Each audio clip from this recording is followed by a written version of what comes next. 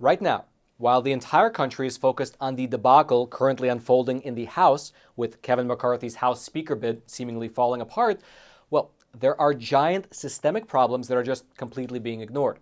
Case in point, this surveillance footage right here, which shows a person stealing people's mail. Mail, I should add, which happened to include election ballots. Now, in several recent episodes, we covered some specific incidents of mail theft which involve ballots. However, having looked deeper into it, it appears that there is a lot more to the story than meets the eye. Because unbeknownst to most people, even as this country has moved more and more towards conducting our elections by mail, well, it turns out that a lot of the safeguards which kept our postal system safe have actually been eroding away. And it appears that by and large, the fact that more ballots are getting stolen is actually just a byproduct of more mail as a whole getting stolen. And while I should mention that it does not necessarily mean that the system is so bad that election results are getting changed, well, let me lay out what we were able to find. And by the way, if you appreciate content like this, which sometimes takes weeks of research, I hope that you take a quick moment to smash both that like button as well as that subscribe button. Now, to start with, the number of reports of mail-in ballots being either stolen or found discarded somewhere spiked in the year 2020, which frankly isn't that surprising given the fact that the pandemic ushered in a new age of mass-scale mail-in voting. To give you a picture of what this actually looked like, here are just a few of the reports that we were able to find pertaining to stolen mail-in ballots. In Chicago, in August of 2020, 2 men were caught on surveillance camera using arrow keys, which are universal postal keys, to enter the mailroom inside a high-rise apartment complex where they proceeded to steal as much mail and packages as they could carry, which included ballots. In September of 2020, police in Northeast Wisconsin discovered 3 trays of mail, which included absentee ballots that were found in a ditch near the Appleton International Airport. In that particular incident, the mail was supposed to be on its way to the local post office when it was actually discovered on the side of the road. Then, in October of 2020, over in the city of Escondido, California, footage from a surveillance camera captured a thief casually walking up to 2 residential mailboxes and stealing the content inside, which happened to include 2 mail-in ballots. In that particular incident, the neighbors of the homeowner who took the surveillance footage actually found a pile of mail tossed on the hood of their car, which they returned to the owner.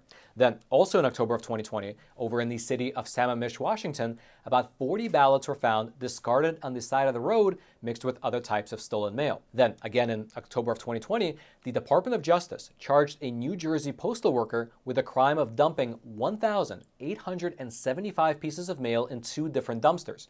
And among the pile of discarded mail were 99 general election ballots. Then we can fast forward to last year, and in February, there emerged home surveillance footage from Houston, Texas, showing a postal worker allegedly dumping 38 voter registration cards in a garbage can. In May of last year, just ahead of the primary election, a woman who was walking her dog found a box of 104 unopened mail-in ballots just lying there on the side of the street in East Hollywood. Then, in November of last year, a woman in Santa Clara County, California, found an entire bag of almost 3 dozen valid and completed mail-in ballots, among other pieces of mail, in a ravine in the Santa Cruz Mountains. Then, just a few days ago, a Philadelphia man was charged with impersonating a postal worker and stealing people's mail after he was found to be in possession of 3 different arrow keys and approximately 15 mail-in ballots. Now, that was just a small sampling of the many such cases that we found across the entire country. Now, when we first started investigating this issue, our focus was specifically on the theft of mail-in ballots. However, very quickly, it became apparent that these reports of missing ballots or found ballots appear to be just a side effect of an even larger scale problem that's been sweeping our country over the past 2 years now, the dramatic increase in mail theft. Here was, for instance, what the police chief of a Pennsylvania township said during a meeting of the city's Board of Commissioners. Honestly, I don't trust the mail at all anymore. Chief John Viola told commissioners thieves have struck around the township. They are coming out of the regular drop mailboxes. And indeed, just as he mentioned in that video, it's gotten so bad that the U.S. Postal Service actually advised Pennsylvania residents to avoid sending mail using the blue drop boxes after the last daily pickup on Sundays or on federal holidays. Here is specifically what a statement from the USPS said on the matter. Quote, "The biggest variable enticing these criminals to steal are customers depositing mail into blue collection boxes after the last collection of the day or during Sundays and federal holidays. If customers simply used retail service or inside wall drop slots to send their U.S. mail instead of depositing it to sit outside overnight or through the weekend, blue collection boxes would not be as enticing after business hours to mail thieves for identity theft and check washing schemes." Furthermore, besides the boxes, these criminals have taken to robbing the actual mail carriers themselves for the purpose of stealing not only the mail, but also the arrow keys, which are the universal keys used to unlock all the different mailboxes, including the blue boxes that you see on the streets, as well as the letter slots that are inside of large apartment buildings. And these criminals, once they get these arrow keys, then they can use them to break in and steal people's mail, usually looking for things like cash, gift cards, and or checks. And checks are actually interesting things because you would assume that a check not made out to you is useless, but it's actually not. These criminals have techniques to wash the checks. They can remove the name of the recipient as well as the dollar amount and essentially, in that process, create a blank check. Furthermore, some of the more industrious criminals, they actually make copies of the arrow keys and then put them up for sale on the black market, which is a pretty lucrative trade because depending on the type of neighborhood they're for, arrow keys can fetch anywhere between $1,000 to $10,000. And this is happening more and more. You might have even experienced it for yourself. As we mentioned earlier, the theft as well as sale of both the arrow keys and people's mail have been skyrocketing over the past several years. For instance, right now, you're looking at the website of the Evidence-Based Cybersecurity Research Group based out of Georgia State University. And while speaking with a news outlet, here's what Professor Maimam, who is the lead researcher of this particular group, said regarding mail theft. Quote, "I can tell you that we're seeing that in October of 2020, on an average week, the criminals uploaded around 114 checks a week on the platforms. Nowadays, in November of 2022, we're talking about close to 3,000 checks populating those 60 channels we're monitoring on a weekly basis. That, in my opinion, speaks volumes to the dramatic increase in the volume of stolen mail here in the United States."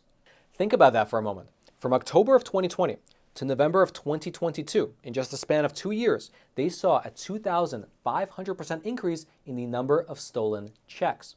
Furthermore, in an interview with Bloomberg, that same professor mentioned that these mail theft criminals don't really appear to be worried about getting caught, evidenced by the fact that many times they post photos of themselves on their social media channels with piles of money, with stolen mail, as well as even with the arrow keys themselves. And this is where the story, you can say, takes a weird turn, because the timing of this dramatic increase in the amount of mail theft, as well as the cavalier attitude of the thieves themselves, coincided perfectly with the anti-police sentiment that gripped the entire country during the quote-unquote defund the police movement, which started in the second half of 2020. And as it turned out, the U.S. Postal Service was not immune from the impacts of this movement. That's because in August of 2020, at the very height of the defund the police movement, the chief postal inspector issued a directive. And this directive, it explicitly prohibited the postal police officers from doing any patrols on the street of either the routes that postal workers were taking and or any of the areas that were experiencing high levels of mail theft. Basically, the postal police officers were taken out of the communities and instead they were limited to only look after the federal facility locations.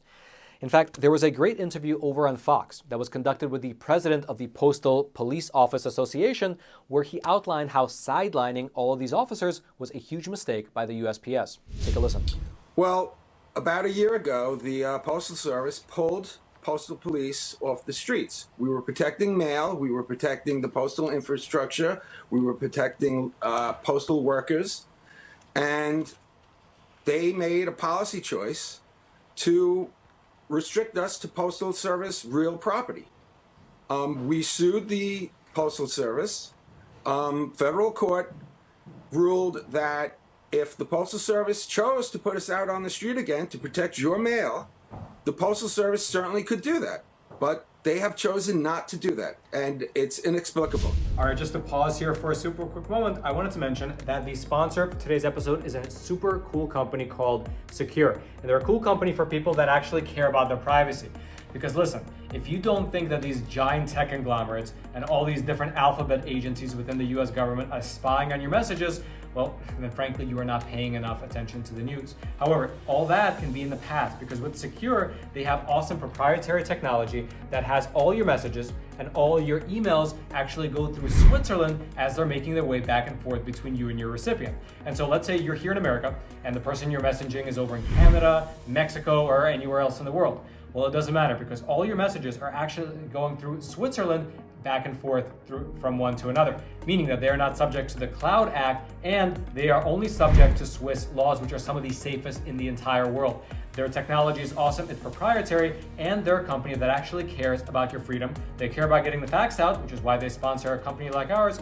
And best of all, they are offering a 25% off deal for our viewers, for the viewers of Facts Matter. So head on over to Sekur.com and use promo code Roman to get 25% off. And the rates are not even that expensive to start with. It's only $5 for the Messenger and $10 for the email and Messenger combo. And they even offer a 7-day free trial. So again, head on over to Sekur.com, use promo code Roman, save some money, and support an awesome sponsor.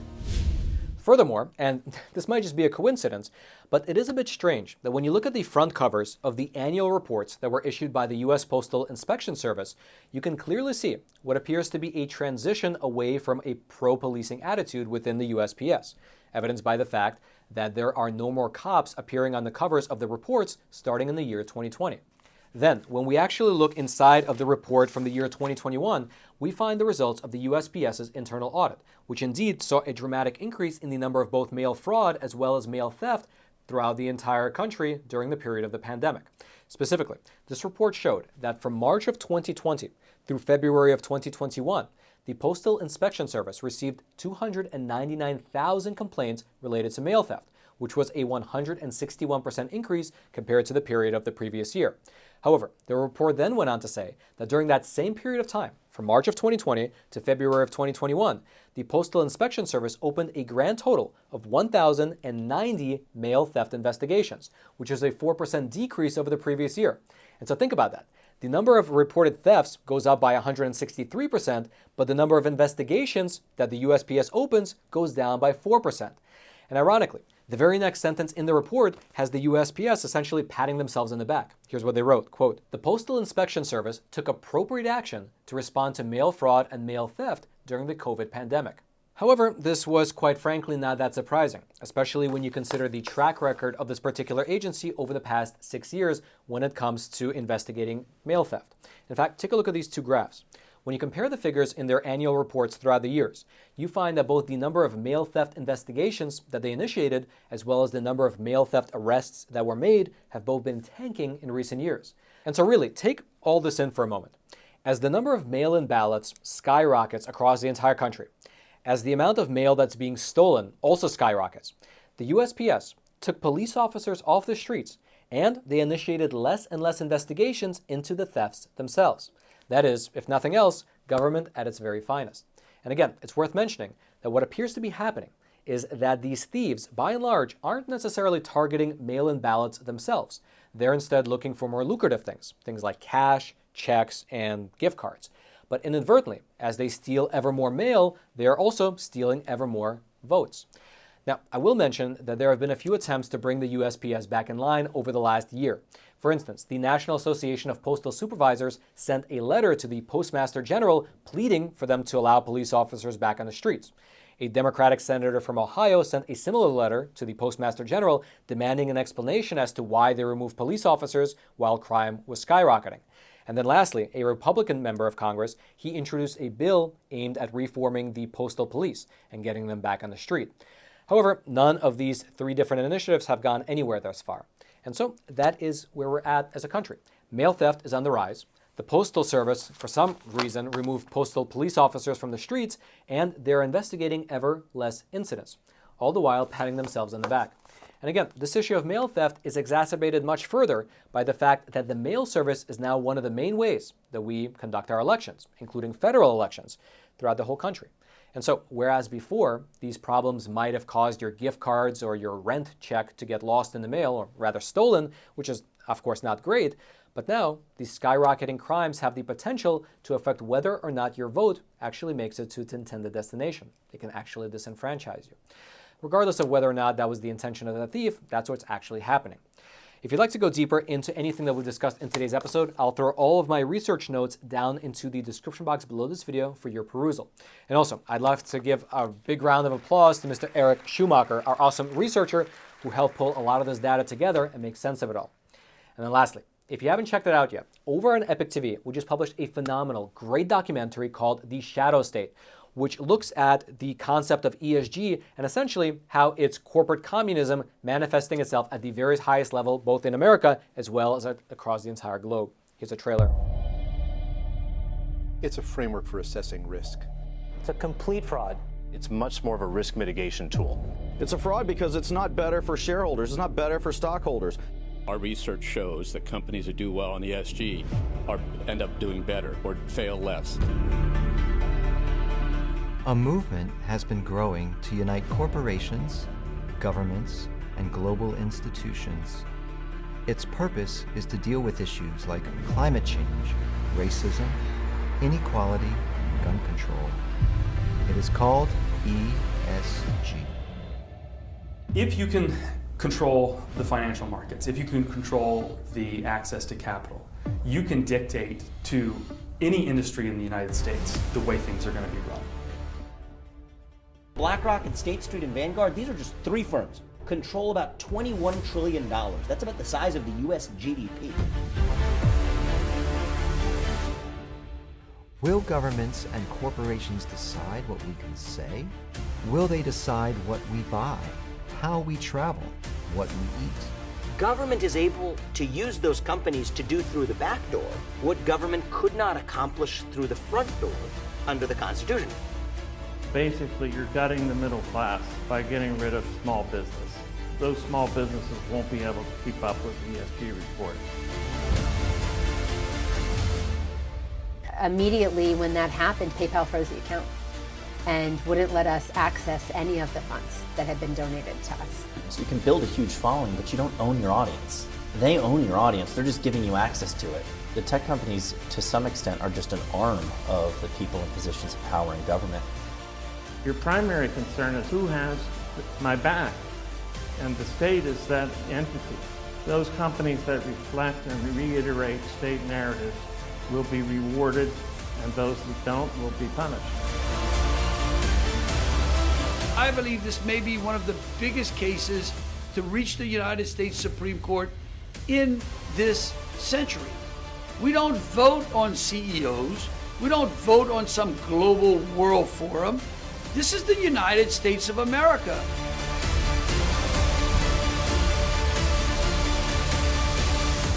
A year ago, I was very pessimistic. I didn't think people were going to catch on to this. Turns out it's not. Turns out I was wrong. If you want to check out that awesome documentary, as well as the plethora of other great content over on Epic TV, our awesome no censorship video platform, the link to it will be right there at the very top of the description box. I hope you check it out. And then until next time, I'm your host, Roman from the Epic Times. Stay informed. Most importantly, stay free.